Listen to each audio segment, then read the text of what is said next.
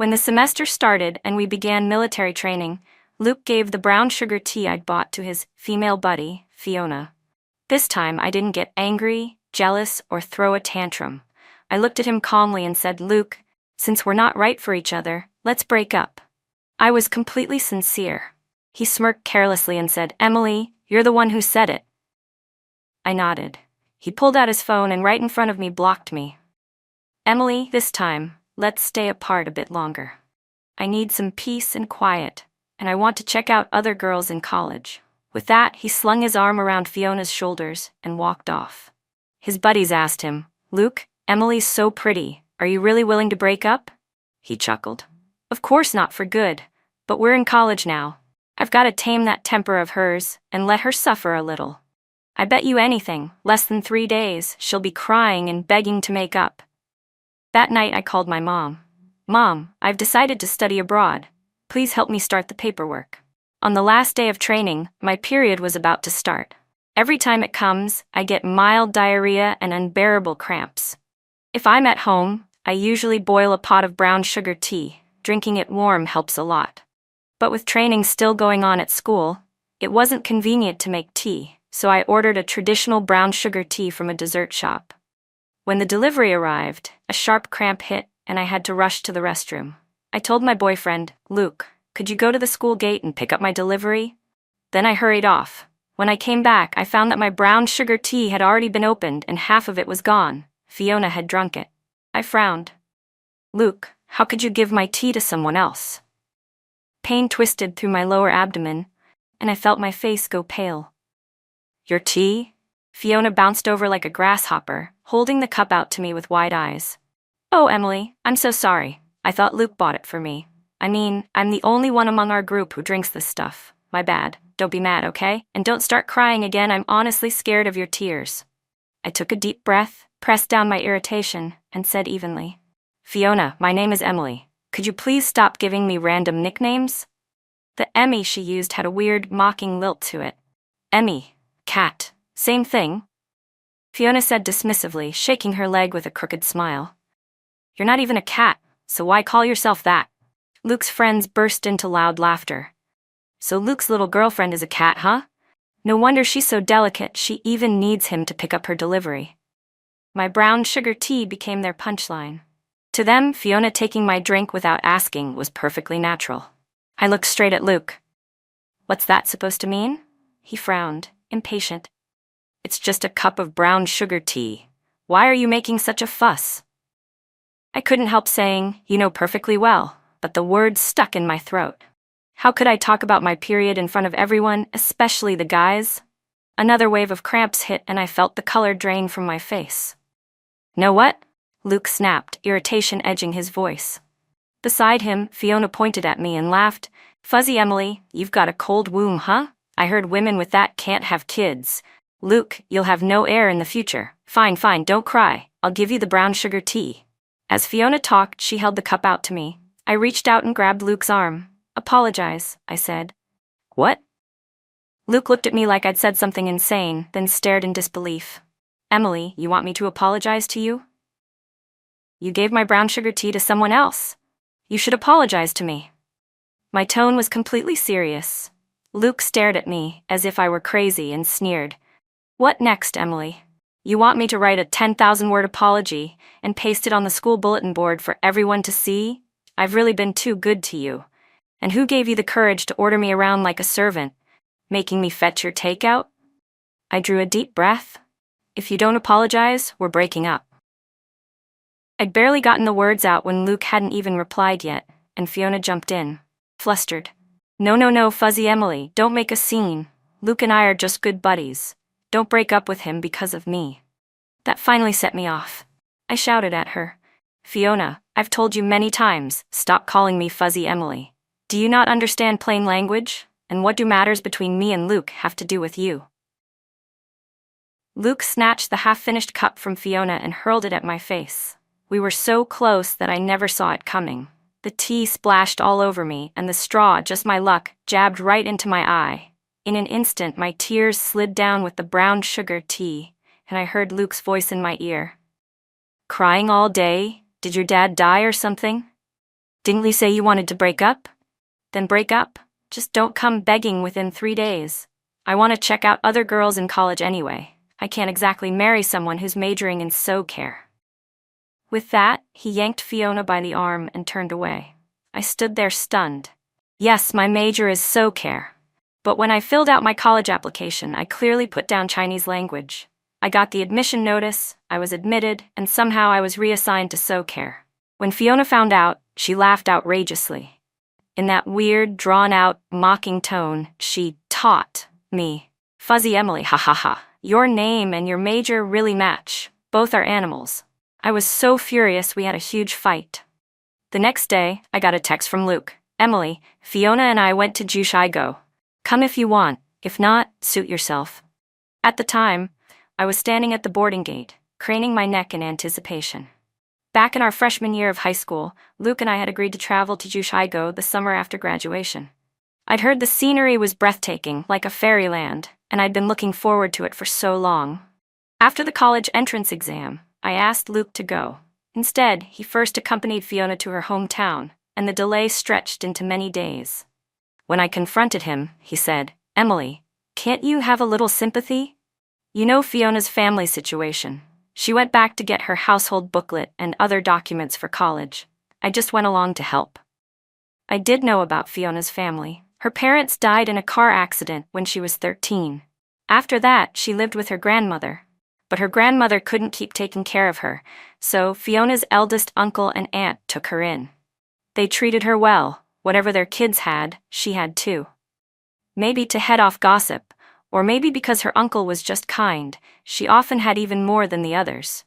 They gave her pocket money generously. But she never straightened out and study. She wouldn't. She started rebelling, smoking, drinking, hanging out in internet cafes, getting into fights. She even spread rumors outside, claiming her Uncle Frank had taken over her family's house and money. Once, it got so out of hand that she hit Aunt Linda and put her in the hospital. After that, Aunt Linda didn't dare try to rein her in anymore. The original house from her family was, of course, still there, so they let her move in with Grandma and live at Uncle Frank's place. The money her parents left was also handed over to her. I honestly didn't understand what, exactly, I was supposed to be sympathetic about. When the college entrance scores came out and it was time to fill in our applications, I thought back to my history with Luke. We'd known each other since kindergarten. Our families lived next door, and he'd confessed to me in middle school. I told him we should wait until college. He confessed again in our freshman year of high school. At my birthday dinner, in front of all our relatives and friends, he even promised he'd protect Emily for life. I was moved. We encouraged each other, studied together, aimed to go to the same university, and agreed we'd officially start dating after graduation. Luckily, when the scores were released, we were only a few points apart, so naturally we were headed to the same school. But when the admission letters arrived, I was stunned. My major had been switched from Chinese language to postpartum care. It's true that when I filled out my preferences, I did list that track as part of the same university's options. It's not that postpartum care is bad. Animal husbandry and agriculture are two fundamental pillars of people's livelihoods, but I'm the kind of person who's only ever eaten pork and never seen a pig run. I really didn't know a thing about it. My mom panicked with me, then said, Emily, this is fate. Listen to me, we'll go abroad for school.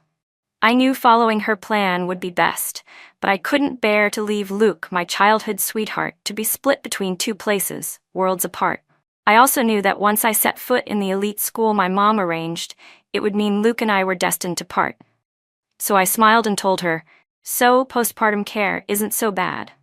In college I can take all the certifications I need, and after graduation I'll head to Inner Mongolia, get some land and raise cattle, sheep and pigs, maybe even rare species. I joked, among agriculture, industry, and commerce, agriculture ranks second, so cool. My mom laughed so hard she couldn't stop, and the matter ended there.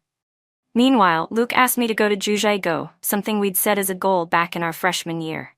Get our university admission letters, then travel to Jushigo. I was thrilled. We booked the flights together, and I packed my bags. But I waited at the airport gate for a long time, And in the end, he told me he'd changed his ticket and gone to Jiuzhaigou a day early with Fiona. I stood there for ages, frozen. The airport announcements urged passengers to board again and again, and I sat motionless in my chair. I'm not the type to wallow in melancholy, but at that moment tears brimmed in my eyes. I lifted my chin, trying to keep them from falling. I'd yearned for Jiuzhaigou for 3 years, and I still didn't go in the end.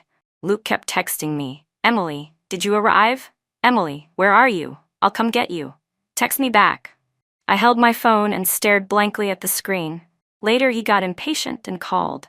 My thumb slipped and I answered, and he found out I hadn't gone to Jiuzhaigou.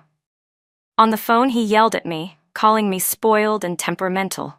"Emily, do you have to make everyone miserable? So what if I changed my ticket and came a day early? You just decided not to come. Are you determined to leave a regret in my life? Whatever. Do what you want." After that, Luke and Fiona flooded their social feed with 9 square photo grids day after day, and they even flaunted their sweetness in the student group chat. Jiuzhaigou really was as picturesque as a painting. I just watched in silence. A few close classmates asked whether Luke and I had broken up, and I chose silence every time. As the semester approached, my mom asked me again, "Emily, do you really want to study piglet care, then after graduation go to Inner Mongolia to raise pigs, cattle, and sheep?" "Piglets are pretty cute." I said nothing for a moment, then admitted, "It's been a week since enrollment, and classes haven't officially started yet. I regret it." I wiped the sticky brown sugar tea from my face. It had mixed with my tears, the sweetness stained with a bitter, salty edge. I asked a classmate to request leave from the drill instructor for me, then calmly returned to the dorm to wash my hair, shower, and change. After that, I called my mom. "Mom, I've thought it through. Animal husbandry isn't for me. I want to study abroad. Is it still possible now?" On the other end, my mom sounded worried. "Emily, are you okay?" "I'm fine," I said evenly. "I've just figured it out. Spring and monsoon seasons are lovely, but they pass in the end." My mom knew about my relationship with Luke, so of course she was concerned. "Going abroad can happen anytime, there's no rush. If you're sure, I'll start the paperwork. After October, you'll need to get ready to leave the country," she said. "Spend time with your friends and say goodbye properly." I agreed with a small smile and hung up. My lower abdomen still hurt badly, so I took 2 painkillers. Right then my phone chimed. It was a message from Fiona. I tapped it and a voice recording played. One of Luke's buddies asked, "Luke, Emily's so pretty. Are you really okay with breaking up?" Luke's lazy drawl came through. "Of course not for good, but we're in college now. I've got to break that temper of hers and make her suffer a little." Someone laughed and egged him on.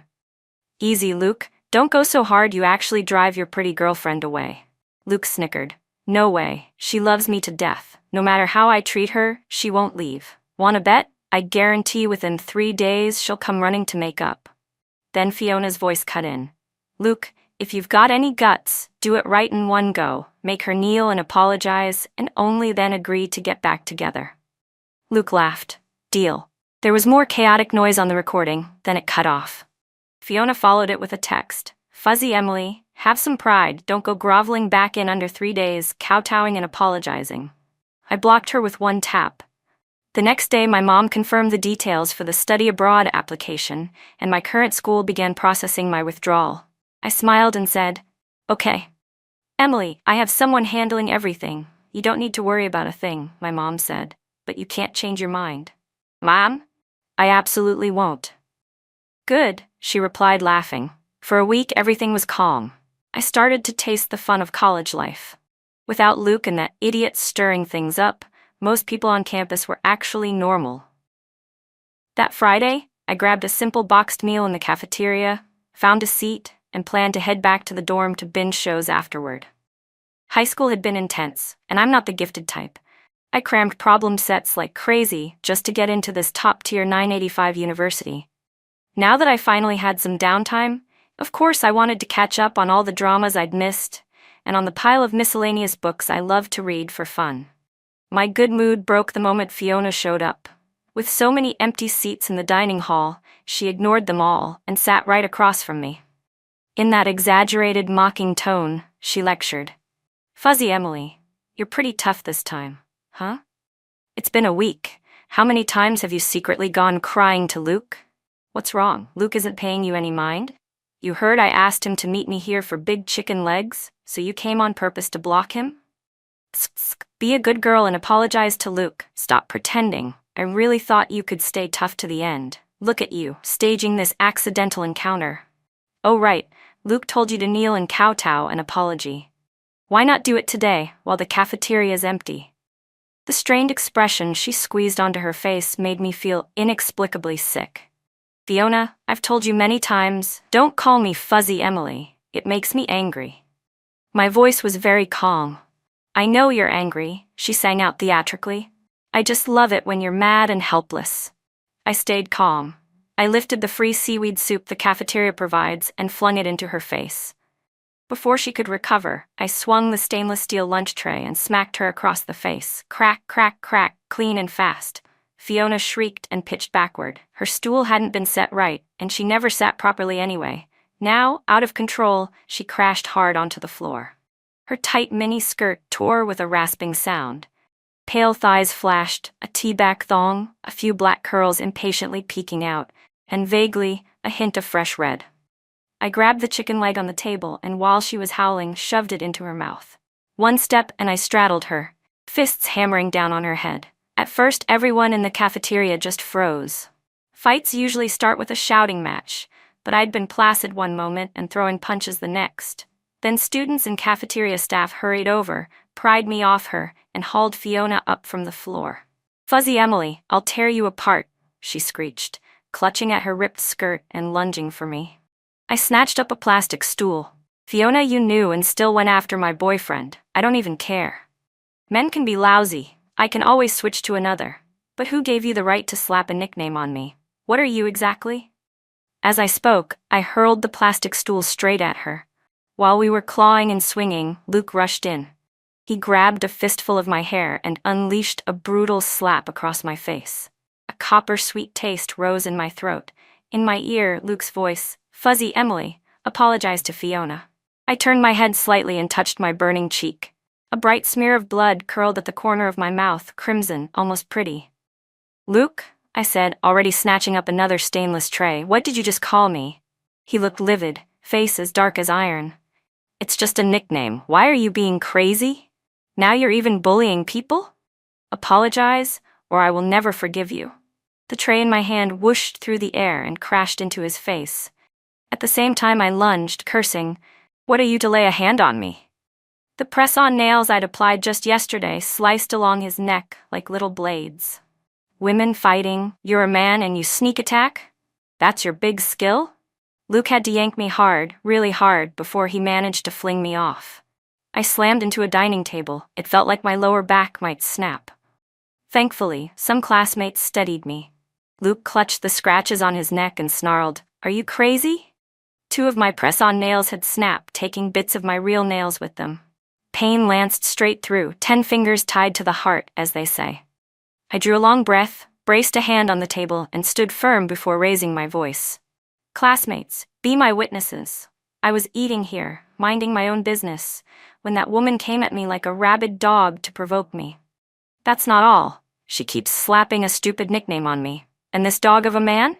He's been writing me love letters since middle school, confessing with the cheesiest lines over and over. I paused, then said, I eventually accepted his confession. But by senior year he was with another girl, arms around her, kissing, even grabbing her butt. If you don't like me, just say it. We break up. Isn't that how it should be? A lot of students nodded. Dating is simple. Stay if it works, split if it doesn't. It's not marriage, there's no property dispute. But no, I went on, he insists she's his female bro. He hung on to me with one hand while getting cozy with his bro with the other. A week ago I told him it was over and we blocked each other. And now, I looked at Fiona, then at Luke. These 2 scumbags still come to harass and mock me. If I don't hit them, who should I hit? Whispers rippled through the crowd.